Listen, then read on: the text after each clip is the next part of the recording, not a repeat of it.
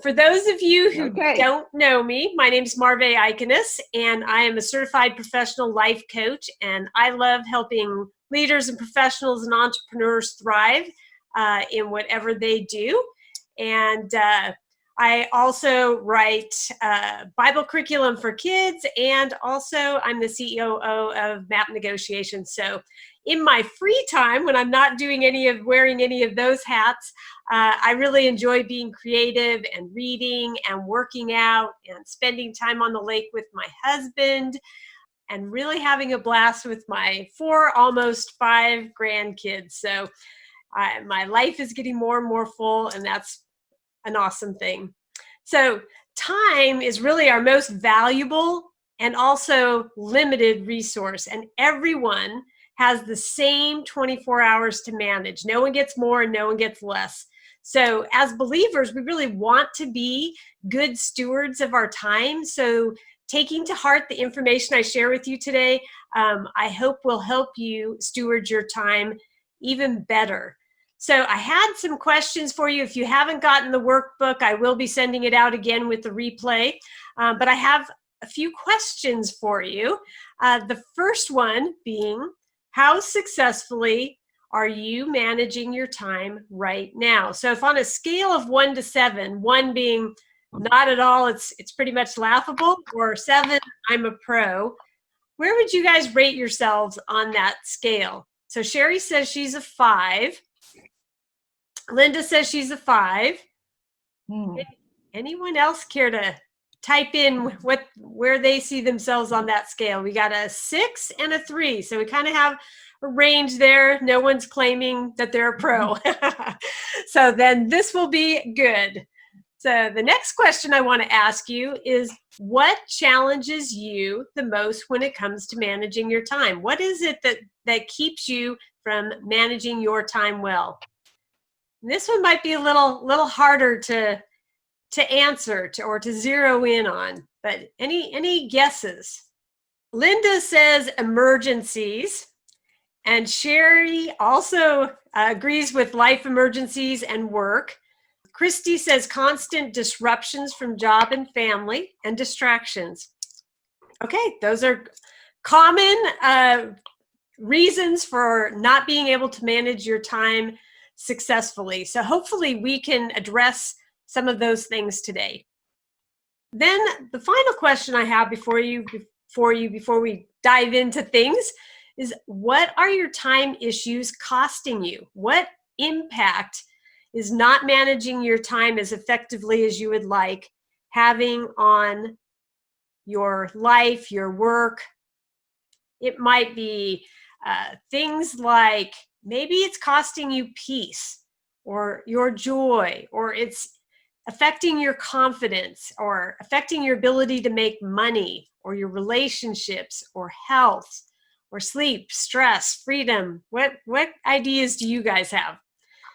Now, Sherry says joy due to demands. So kind of squashes your joy. Christy says, I have to stay up late and work late. And the more we stay up late and the more we work late, the less effective we are. So we're actually working against ourselves. So hopefully we can learn some better ways of handling it. Linda also says all of that.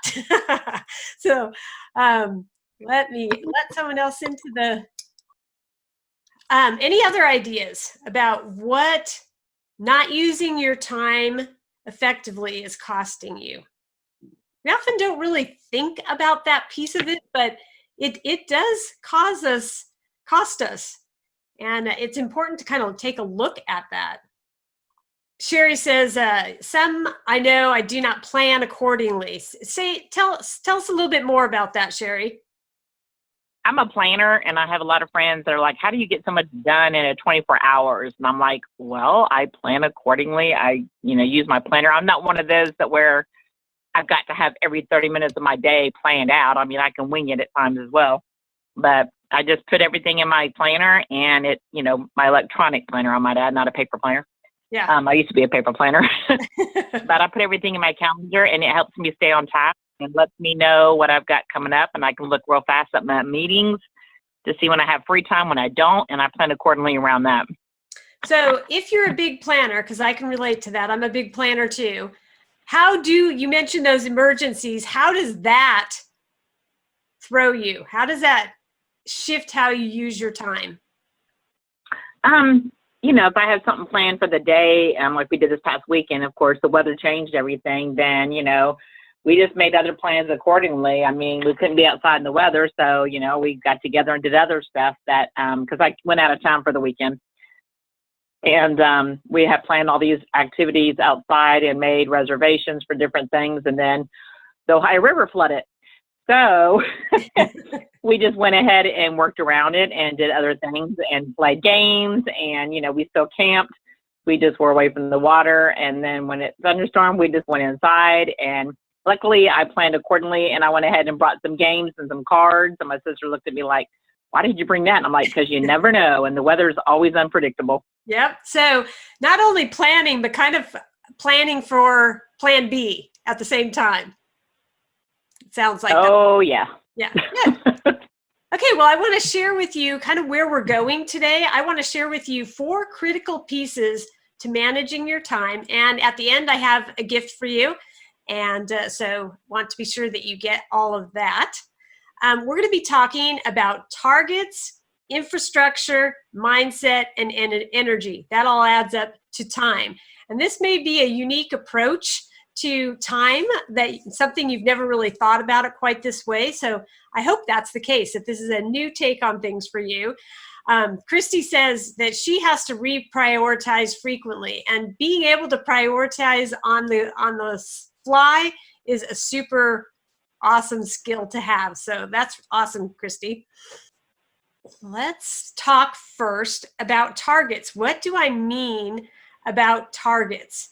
Well, if after this webinar, I jump in my car and I start driving without a specific destination in mind, then it's pretty tough to ever arrive. I won't even know if I've arrived. Now, my husband, on the other hand, is kind of likes to fly by the seat of his pants. So he likes to just go for his drive.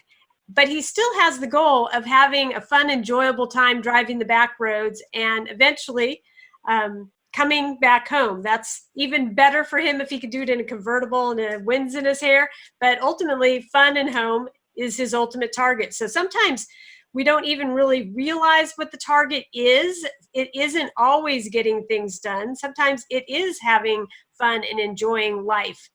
So in order to drive anywhere in my car, I need roads, stoplights, roundabouts, signs, bridges, freeways, gas stations, etc. Or I can't get anywhere. It makes it pretty hard to travel. And I need to be in the right mindset. If I'm too sleepy or too hungry or upset, it really affects the way I drive. So let's just say I don't make the best choices in those conditions. I probably missed my turns and cut people off and do things that aren't really helpful. Well, the same thing is true for you and me as we navigate our day. So what do I mean by targets? Well, there are a variety of targets that are really helpful in having the big picture, kind of, where you're going in the next 5 years, is thinking really big picture. You might think a yearly, what do I want to accomplish this year? Quarterly, monthly, weekly, daily. And a lot of times we'll be good about setting daily goals, but we're not necessarily driving in any particular direction. So that's something to think about, and don't let it overwhelm you. The more you map out these goals, the more likely you are to get there. So it's just kind of having an awareness of what you're shooting for in life. And maybe that's more peace. It isn't necessarily, to conquer the world and get everything done. So if goals and targets don't resonate in the season of life, it might actually make you glaze over. I know, Jackie, you mentioned being semi-retired, so maybe goals are not as important, but there are things, and I know about you, that you enjoy your family. And so that could be a target, is making sure that you're investing in your family. It doesn't really matter what it is. It isn't always a work success driven sort of goal. It can be something as simple as just being able to invest in those that you love. So kind of knowing what God sees as my focus in this season, for me personally, is inspiring and developing and influencing leaders, reaching children for Christ as I write Bible curriculum for kids on for another business, and serving my family, my growing family. So that's kind of my focus overall. That kind of drives my choices about how I use my time. Then knowing who God created me to be, which he created me to be loving, and that's kind of a whole nother webinar, but that is going to shape how I choose to do everything that I do. And then another thing that I like to have as a target is having one word for the year. So this year, my one word is encourage. And I'm really focusing on being more encouraging and taking proactive steps to do that. So those are all things that are going to be my target, what I'm shooting for. So anything that lets you zero in on where you're trying to go and creates laser focus, that's going to be your target. I want to talk a minute about daily goals. And I'm showing you here, I actually, I do have my calendars and things like that online, but I am just a fan of the paper calendar. But you could do the same thing virtually in some other way. But I like to choose 3 things that I want to be sure to get done that day. And it's really important to not only know how much time I have to devote to those activities, but kind of how much time am I going to devote for each of those activities. So here I don't put what's in red on my own personal calendar, but I kind of keep that in the back of my mind. I'm going to work on social media for about an hour and a half. And sometimes I even set a timer just to make sure I stay within that budget. And it forces me to focus even more. So I might spend an hour on webinar slides, and I might work an hour and a half on a blog. Those would be my top 3 priorities for the day. And how that happens is not necessarily that I set times for those things. That actually makes me feel more pressured. But just knowing those are the 3 things I'm going to get done, that's going to be success for me today, those 3 things. Now, below that, I will have other things I want to accomplish, but I'm going to make sure I do my top 3 first, so that I'm prioritizing.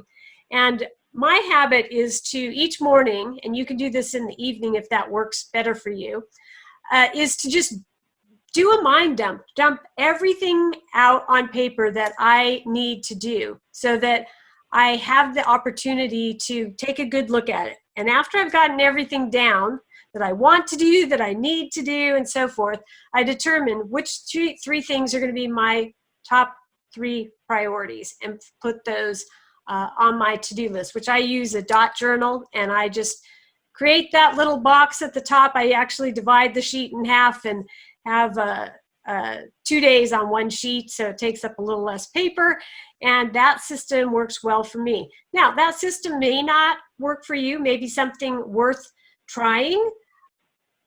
You do need to have that system of goals, knowing kind of where it is that you're going. Any questions? If you have questions, feel free to type them into the chat screen. We have lots of comments coming in, and I appreciate that. Christy's saying that she has to reprioritize frequently, and Sherry's sharing that her word for this year is believe. She uses Planner Pad. That's helpful for her, so that might be something for you guys to check out.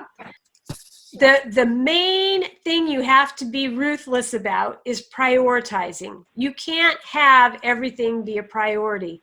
And that'll be something that'll get you spinning if you try to make everything your priority. So as we proceed, think about what small tweak would have a really profound impact on how you're currently using your time. Here you can see where I'd add my additional tasks and cross those off as I go.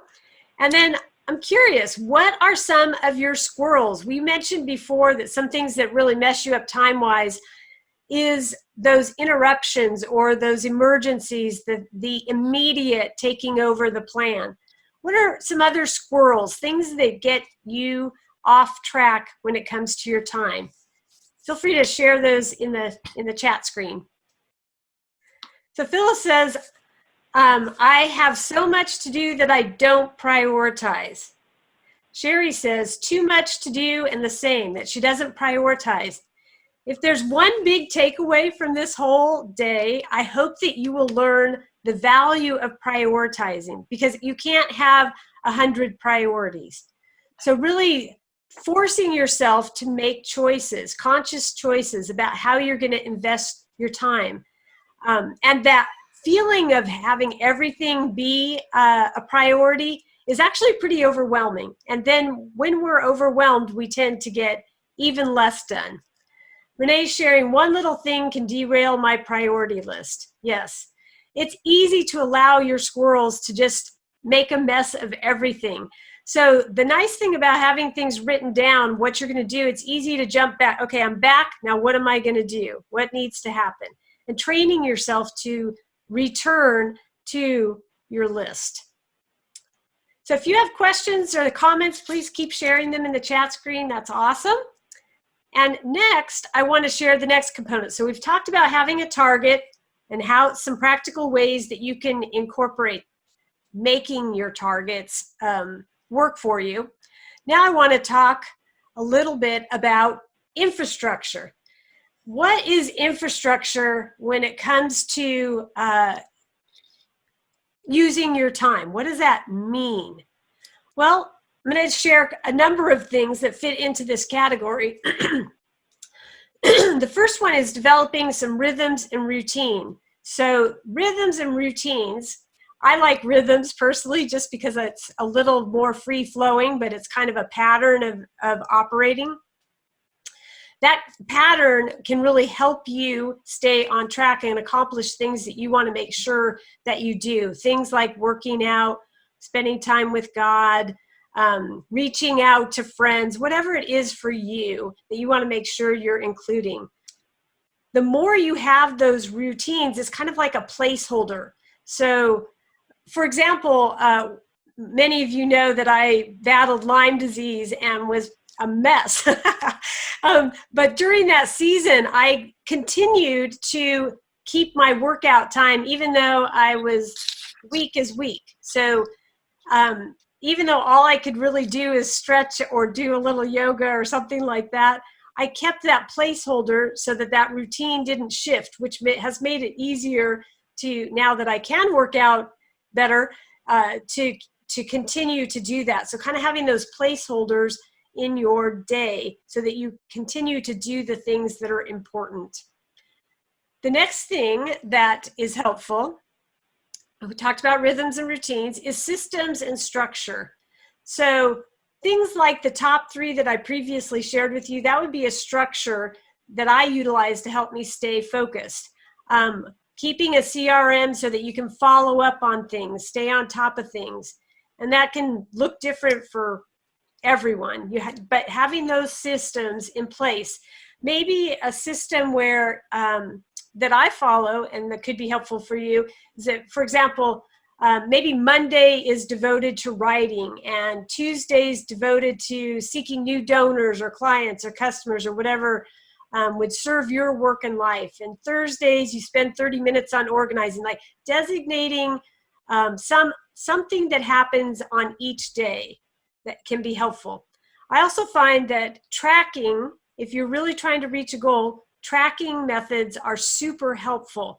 So there are a variety of things that I need to track in my work, and I actually keep those on the bottom of my to-do list so that I can, at the end of the month, look back and see, was I faithful to the things that I need to do in order to get where I want to be? So having those tracking methods is really, really helpful.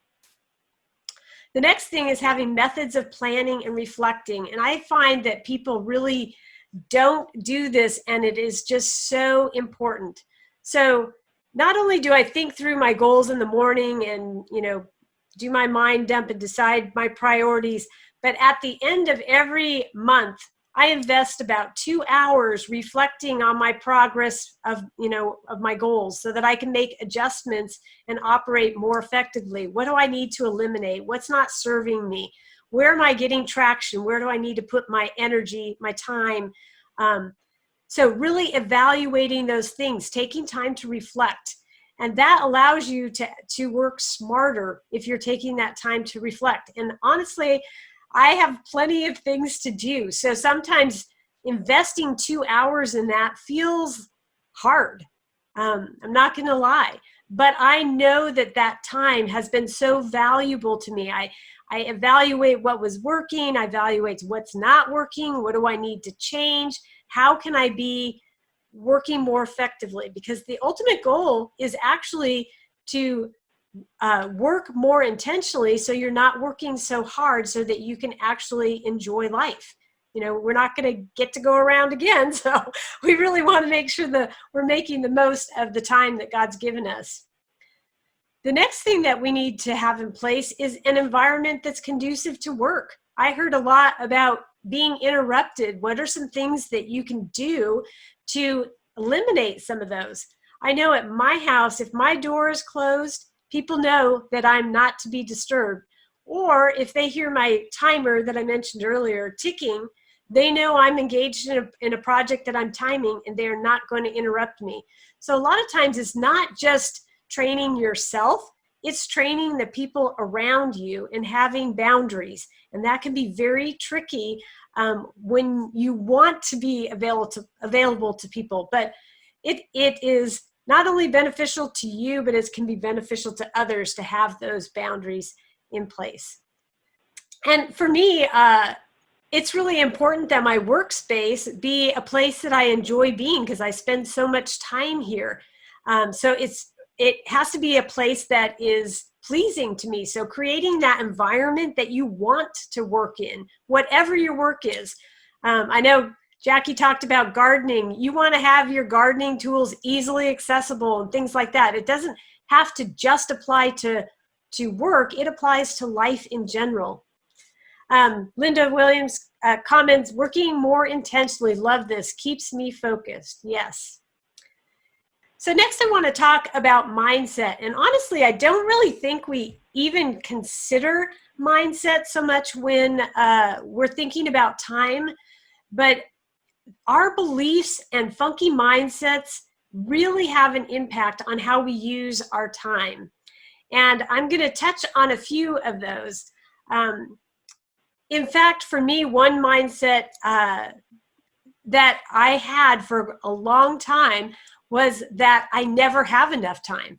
I have so many things to do, I never have enough time. And that mindset keeps me from accomplishing the things that I want to accomplish. It's not helpful to me, because the truth is that I have all the time I need to get done what God wants me to get done. If I'm using my time well, I have all the time I need.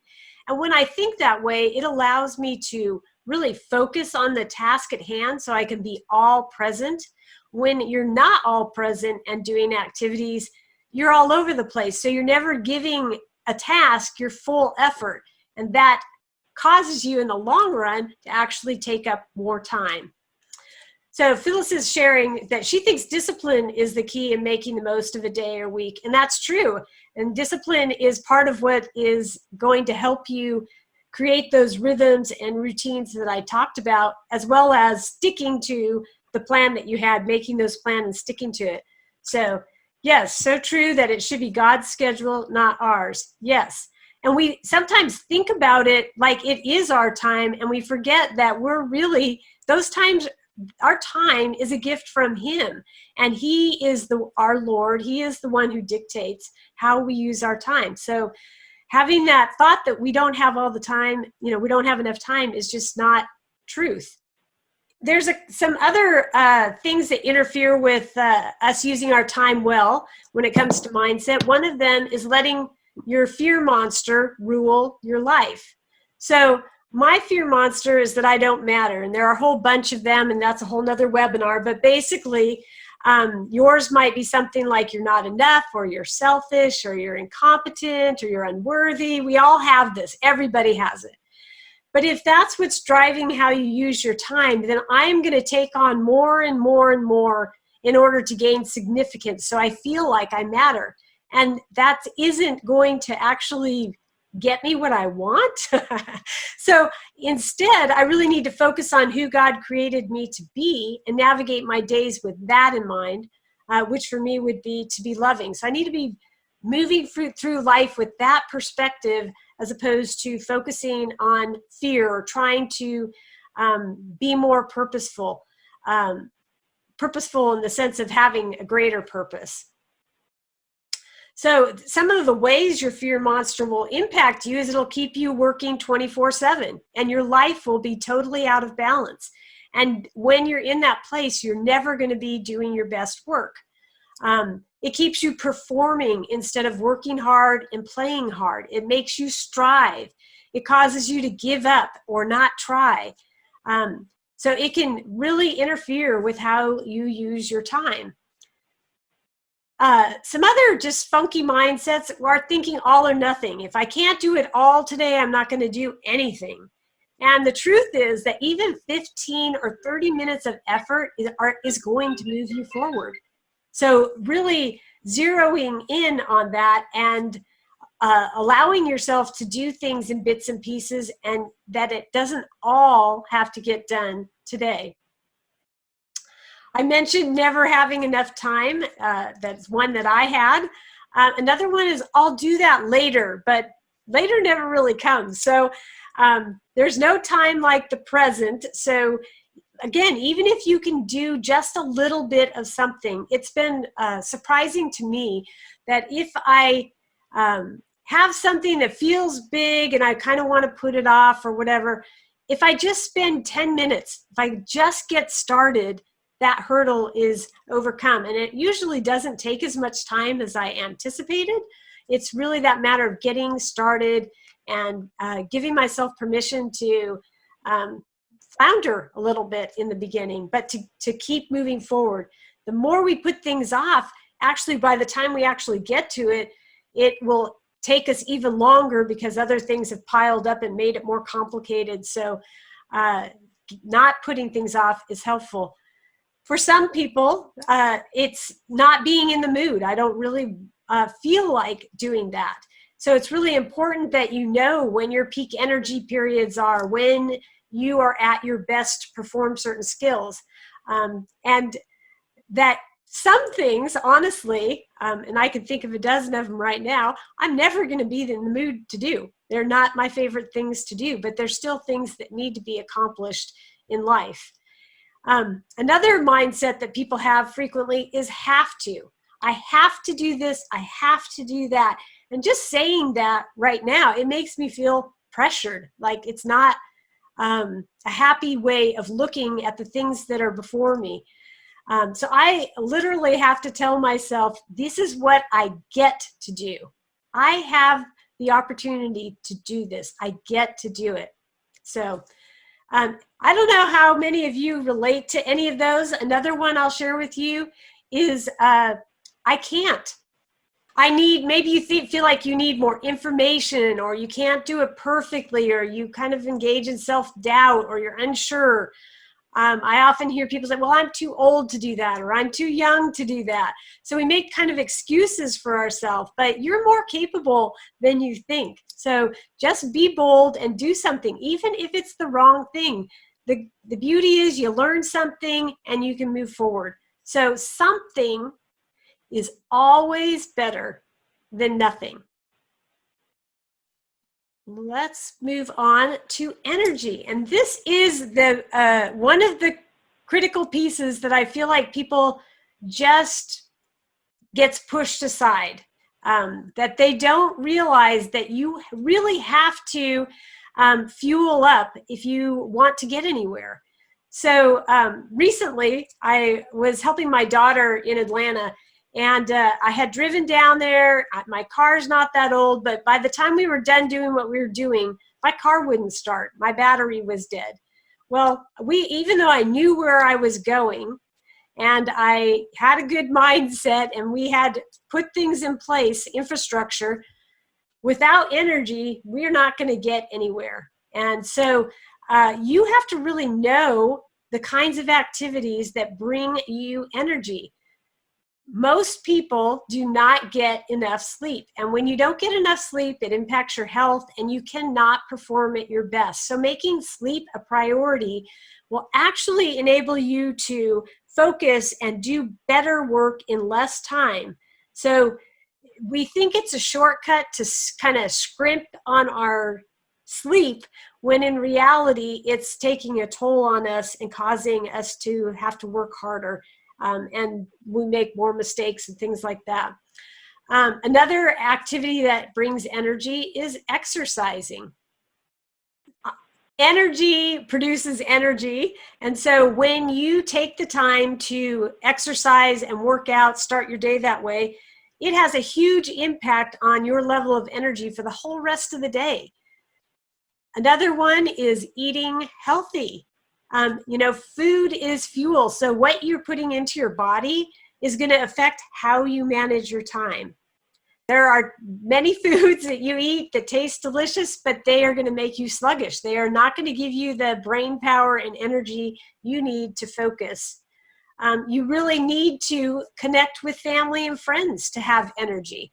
And for some people, that might be solitude as well, making sure you're taking time to be alone. I know that's true of me, that while I love spending time with people, I also really know about myself that I need some alone time to just kind of regroup.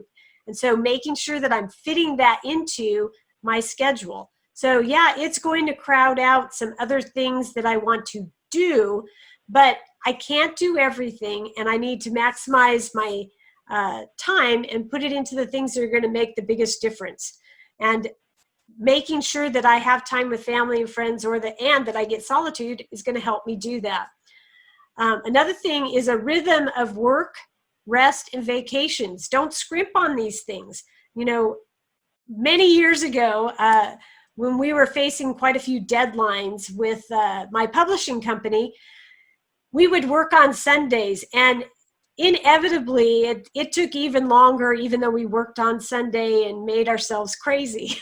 Well, we made a decision many years ago that we would not work on Sunday. It didn't matter what was going on. We weren't going to work on Sunday, and we would reserve that day for rest.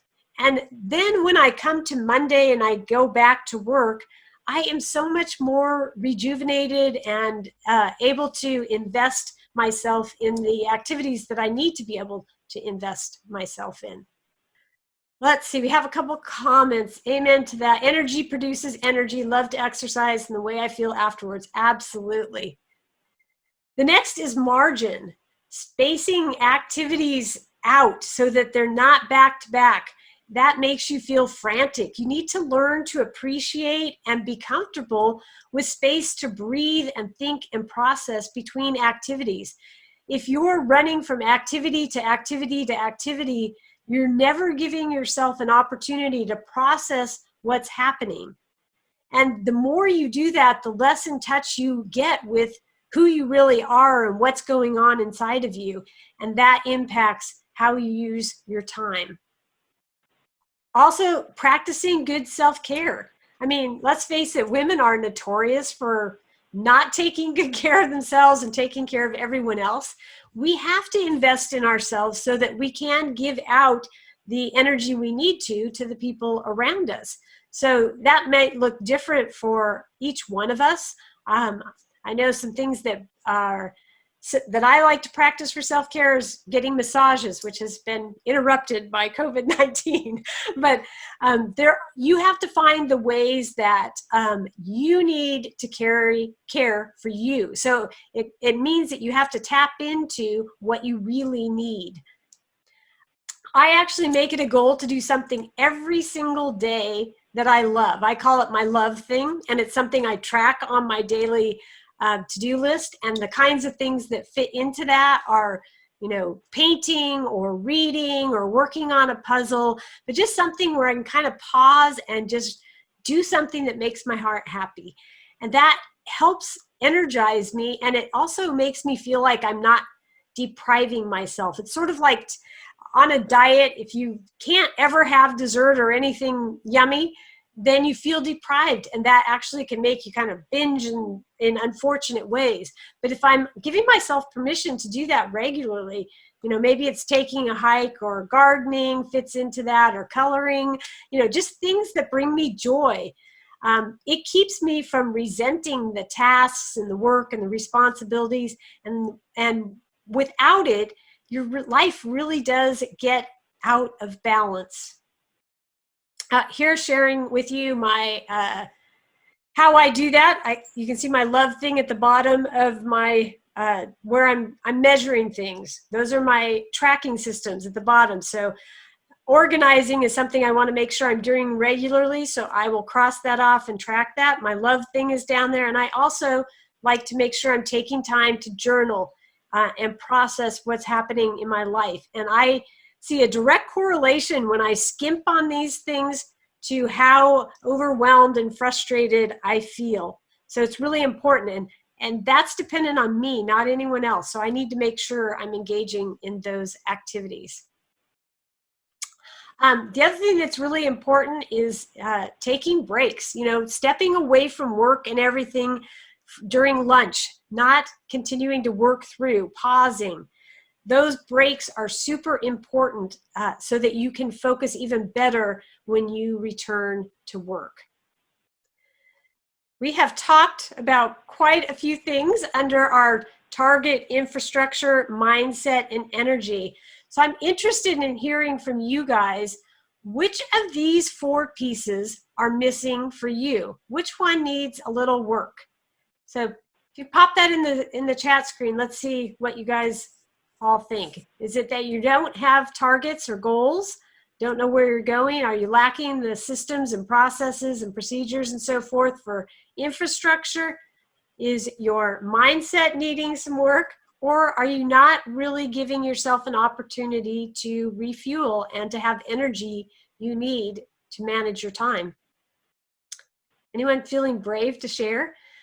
So Sherry's saying target and prioritizing only 3 goals for the day, and not the brain dump to do in a day. Right. Yes. Limiting what your focus is. And it's like, for me, and I don't think I'm unique in this, but maybe I am. When you put a whole big list of things on your to-do list and you don't get to very many, it makes you feel like you didn't have a good day. Whereas if I know I got my top 3 things done in a day, then I'm satisfied. I feel good, and I know that I haven't overworked myself, and that I am taking things at a good pace. So Phyllis is sharing, probably mindset for me is my thought process is to do it all now. And I don't think you're alone in that, Phyllis. I think a lot of people have that perspective, but that perspective is one that is impossible to actually win at. So that kind of leaves you feeling like you're not getting everything done, which is not something that helps us get even more done. Anyone else want to chime in? So Linda shares infrastructure can use some work. Okay. Yeah. I find that's common. I feel like there are some people that kind of thing comes naturally to, and there are other people who just aren't systematic and have more of a challenge putting those things in place. And Jacqueline, focusing on what I need to do even when I don't want to do them. Learn a new tech skill. Yes. I can so relate to that, Jacqueline. I've had to learn so many tech skills in what I do. Recently, I taught myself how to edit videos, and honestly, I had kind of had the mindset that, probably I was too old to do that. But I actually found it's creative outlet, and it's fun to me. So sometimes those things that we're kind of dreading actually might even be a positive thing. Renee is sharing the infrastructure and mindset. I want to do it all now, and you're not very patient. Yes, that it's common to do that, to not really have the things in place and to want it all now. And that's just not realistic. So any other comments or questions before we kind of wrap up here? Everyone gets 24 hours. So how will you value your time? How will you steward it well? Maybe some of the things I've shared today are things you already knew, but you aren't actually practicing. Or maybe this is confirmed that, you're a pro and you're doing well, or maybe that there's a whole bunch of things you need to work on to improve how you're using your time. I'm curious, what was your big takeaway? What, if you were going to do one thing following this webinar based on what I've shared, what would that be? Anyone feel brave and willing to share in the chat screen? The truth is we're creatures of habit and not always good habits. So without doing something different, you will keep squandering your time. And I really want you to make changes that are going to serve you well and make the most of your 24 hours. Like no more insanity, no more feeling negative or worn out, overwhelmed. It's not just being more productive, but a life that you can actually enjoy and thrive. So Sherry is saying, start to write down my goals daily, her top 3. Renee, spending more time planning and laying out a roadmap. Perfect. Phyllis says, reminder to prioritize and how God should be the focus on the priorities. Awesome. Yes, it's so easy to kind of take your day away from God, and that is generally not going to not going to serve us very well. Christy says, sometimes because so much is put on me at work, I just need to zone out time during my downtime, and then I feel guilty for not using that time to get something else done. I need to let go of that guilt. Yes, you need to give yourself permission to do the things you enjoy. Sometimes we gel out. For example, you sit in front of the TV all evening and you gel. But there are things that you could even be doing while you're watching TV that would bring you joy, like working on a puzzle or working on coloring or something, whatever it is for you that brings you joy.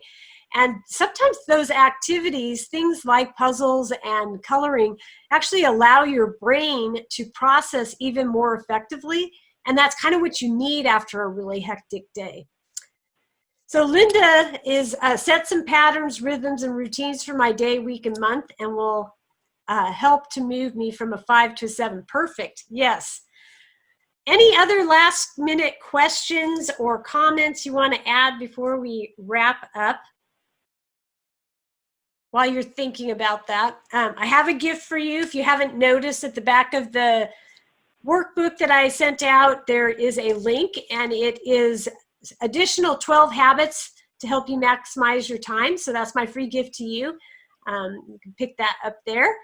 And I really appreciate Scenic City and all of you joining me today. And if you have additional questions, I'll hang on for a minute. But if you need to get back to work or whatever you're doing today, I want to give you an opportunity to do that as well.